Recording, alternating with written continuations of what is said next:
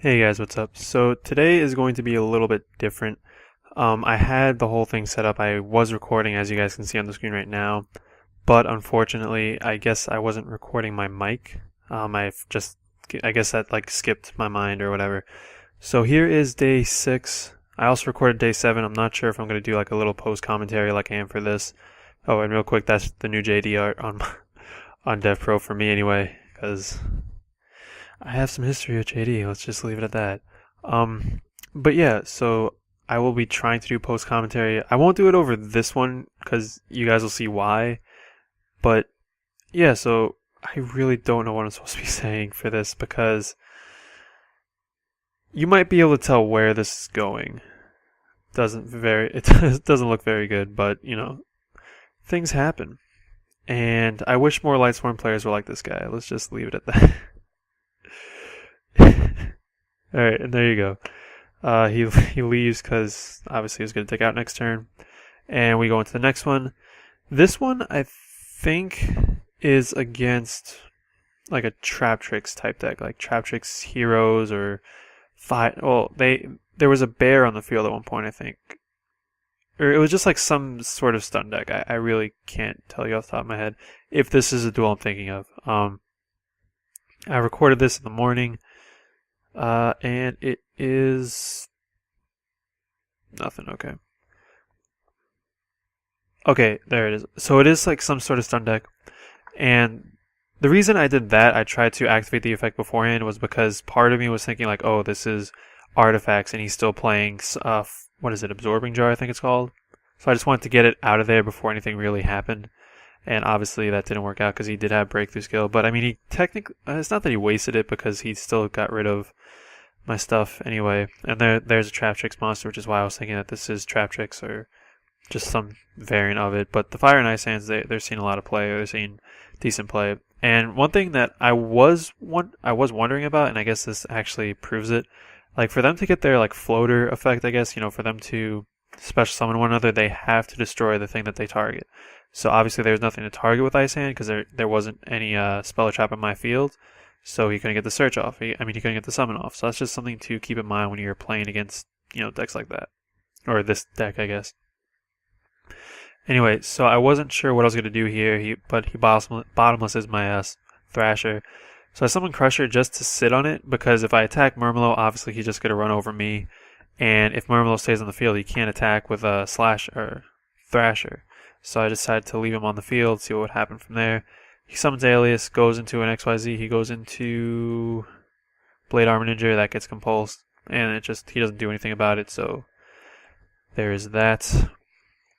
And I really don't like, this is weird. This is weirder than doing it live because I'm actually like waiting on everything to happen. And obviously I wanted to get the Murmillo off the field because if he drew into a monster right now, then I was going to, die anyway. He was going to summon something, and there's a little thing. But he was going to summon something if he drew into a monster, and I couldn't really, if he summoned a monster, he would have been able to XYZ summon because basically the entire theme of his decks it's not the entire theme, but like I was assuming all of his monsters were rank 4s. If that was the case, then if he drew into a monster, he was going to XYZ summon and run over me anyway.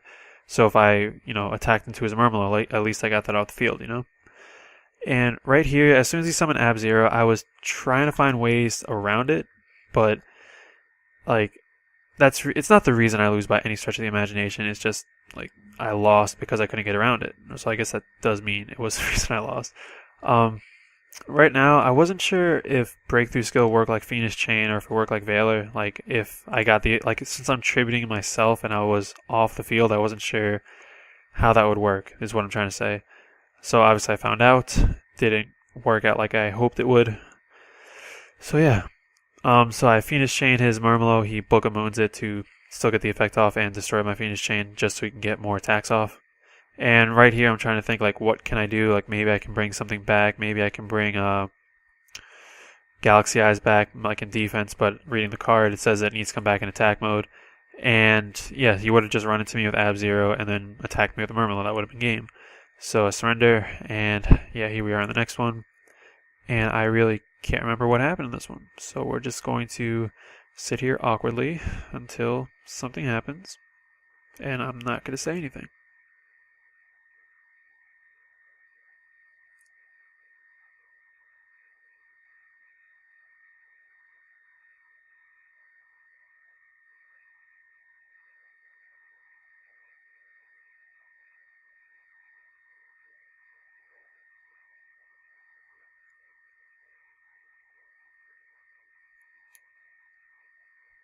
Is this awkward enough for you? It's awkward enough for me. Um, I was thinking there was one duel where something weird happened, or not weird, it's just that I made like a questionable decision, and I wasn't. And this might actually be it right here. I just want to see what I grab.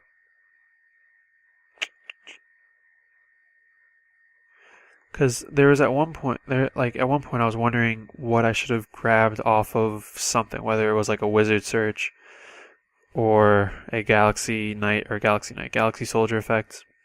I can't remember what it was though.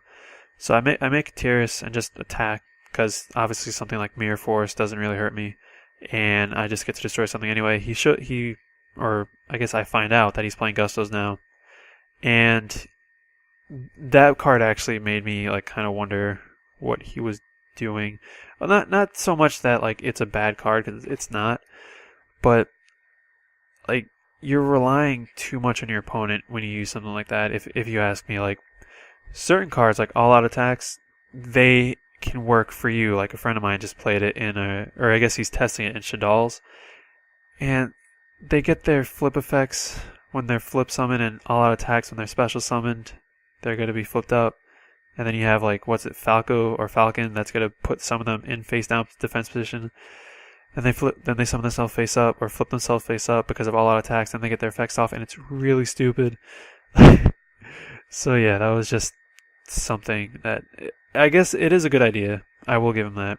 And it's just a better card than this is what I'm trying to say.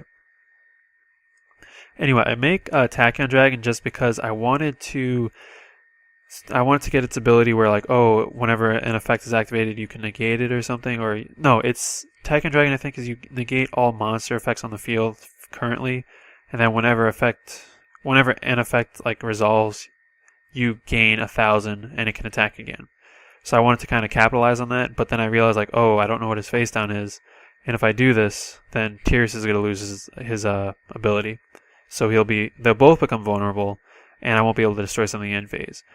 And right there, I targeted E-Telly with Tyrus' effects. I don't know if I would have wasted it just because now Pitica, or at least that Pitica, or Pilica now, for some reason they changed it. It's not that I'm upset with the name, it's just that I don't, like, they just changed an R to an L. There can't be anything like that. I don't know. It's just weird is what I'm trying to say. Do I summon Crusher now? Okay, now I summon Crusher, and now I try and get the whole ability off for like whenever an effect resolves, I'll be able to gain 1,000 and attack again. And I thought that was continuous. Like every time an effect resolved, in other words, like whenever a Gusto monster looped something else out, I thought I would get another effect or another attack. But you only get that effect once. You only get that extra attack once. So as you can see, I still like gained the attack, but like I was just gonna keep doing it until I got up to 8,000 attack. Then I was going to solemn whenever he summoned. But then right here, or I guess afterwards, I find out like, oh, you only get that one extra attack. It's not continuous, or it doesn't continue to build.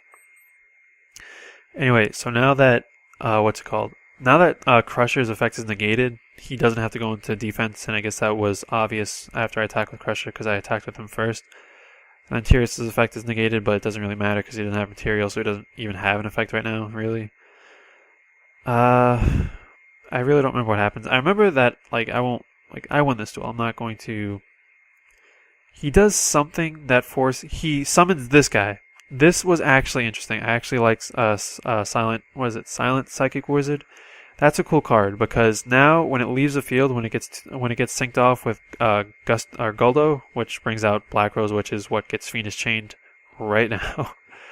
That brings Pirika back, which will get its summon off to bring back Guldo, which is its freeze play. That was actually really interesting. I do like that idea, but I don't think I'll play around with it just yet because Pietica is what I personally built the deck around, or remodeled the deck around. Like I got the. I'm not sure if I mentioned it in the. Wait, I haven't done a deck profile for Gustos yet. Huh. At least I did, but then there was something wrong with it or something. I don't know.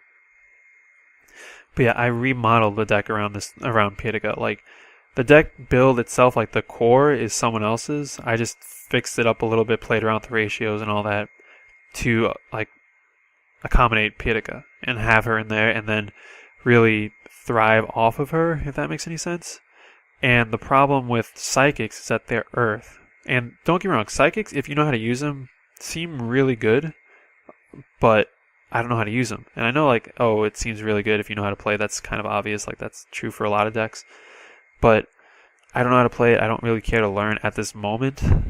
But yeah, I just rambled on at the end. So now in my screen it's repeating. But just to finish out that thought, Pietica does have the restriction where you have to, or you can't special summon anything besides wind type monsters. So that's kind of why I haven't played around with psychics in the deck yet. But yeah, that was it. Hopefully you guys didn't mind this format.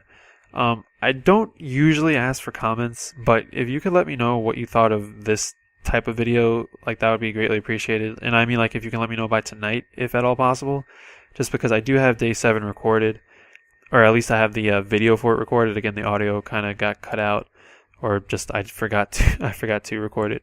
So if you guys don't mind this type of video, then I'll be more than happy to do it for day 7. If you guys would prefer the older type of video, then obviously I'll just record day 7 tomorrow.